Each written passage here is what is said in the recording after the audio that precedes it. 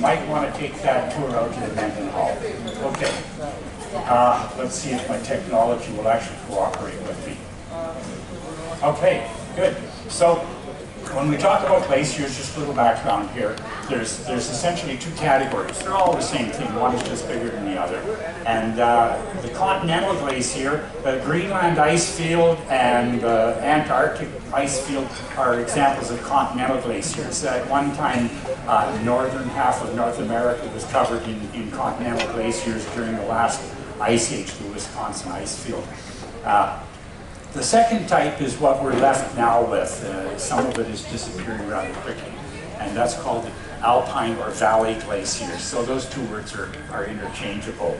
And most of the glaciers that we're going to see, of course, are the latter, the alpine or the valley glaciers. So there's a lot of these valley glaciers in Alaska, and a lot of them are what we call tidewater. They come down a mountain valley from up in the alpine where the ice is forming.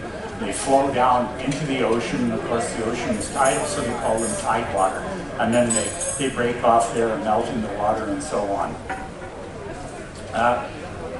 The other type, same glacier, just doesn't come into tidewater, is what we call an inland glacier. And the meltwater from these typically forms a bit of a lake, and they call that a proglacial lake. You have to forgive my technical terminology, but that's what it is, and that's what the glaciologists will call it.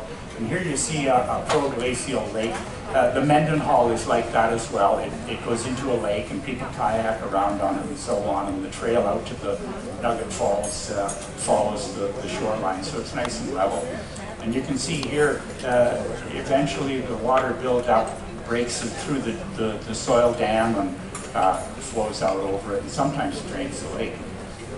So how do glaciers form? Well, isn't that a good question?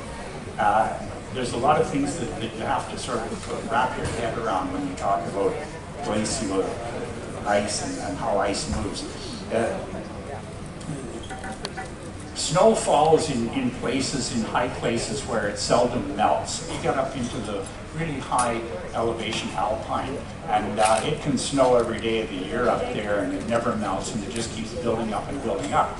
Now, if you're used to shoveling snow, you know that snow can get fairly heavy. If it's northern snow, it's sometimes a little bit lighter. There's a physician that comes on the TV station at home every morning and talks about one thing or another, and it had snowed, and he said that the only way to prevent back pain from shoveling snow is to get your wife to do it. Those were his words.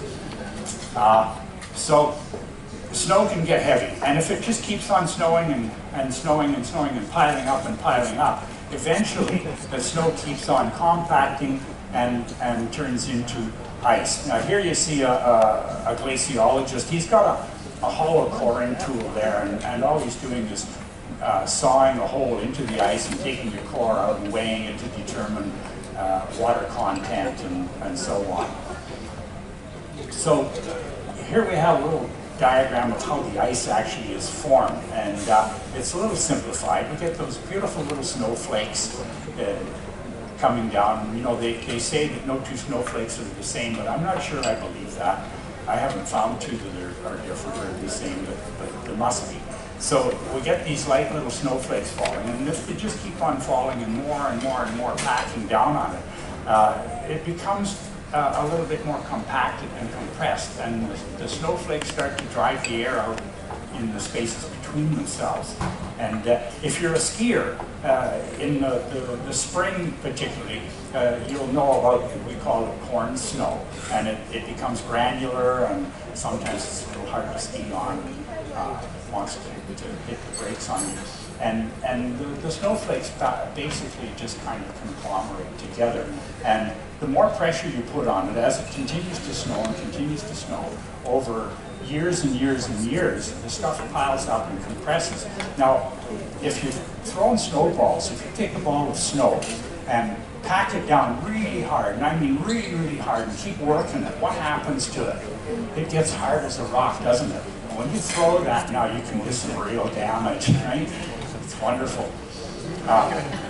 So that's basically what happens to the snow itself. At that point, it becomes what they call firn, F-I-R-N. And eventually, if it keeps on getting compressed, more air gets squeezed out between these spaces, and eventually it becomes solid ice. Now, here's a magnified picture of the firn, 80 times X, and there you can see that there's still air spaces in there.